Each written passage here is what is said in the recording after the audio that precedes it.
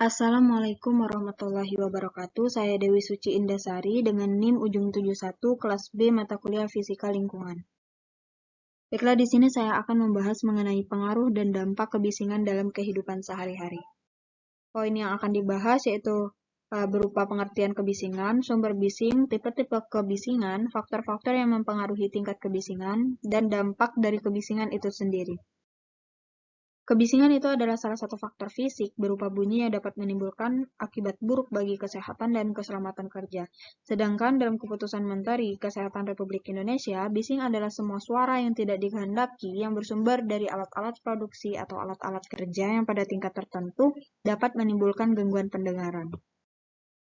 Sumber bising menurut Suroto itu sumber-sumber dibagi menjadi 3 macam, berupa sumber titik, sumber bidang, sumber garis, yang mana lalu lintas termasuk dalam sumber garis.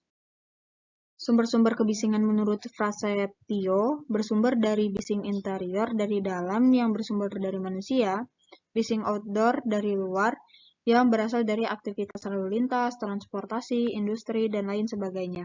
Menurut World Health Organization, sumber kebisingan dapat diklasifikasikan menjadi lalu lintas jalan, industri, pesawat terbang, kereta api, kebisingan, konstruksi bangunan, serta kebisingan dari dalam ruangan. Tipe-tipe kebisingan itu menurut Tambunan dilihat dari hubungan tingkat bunyi sebagai waktu, maka kebisingan dapat dibagi menjadi kebisingan kontinu, kebisingan terputus-putus, kebisingan impulsif berulang, steady state noise, fluctuating noise. Faktor-faktor yang mempengaruhi tingkat kebisingan itu terdiri dari faktor akustikal, yang mana terdiri dari tingkat kekerasan bunyi, frekuensi bunyi, durasi munculnya bunyi, fluktuasi kekerasan bunyi, fluktuasi frekuensi bunyi, waktu munculnya bunyi. Faktor non-akustikal terdiri dari pengalaman terhadap kebisingan, kegiatan, perkiraan terhadap kemungkinan munculnya kebisingan, manfaat objek yang menghasilkan kebisingan, kepribadian, serta lingkungan dan keadaan.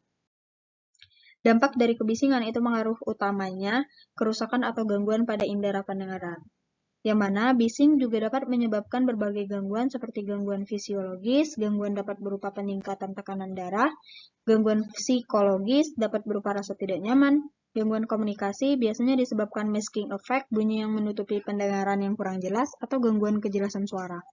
Nah, yang keempat itu gangguan keseimbangan. Bising yang sangat tinggi dapat menyebabkan kesan berjalan di ruang angkasa atau badan kita melayang-layang.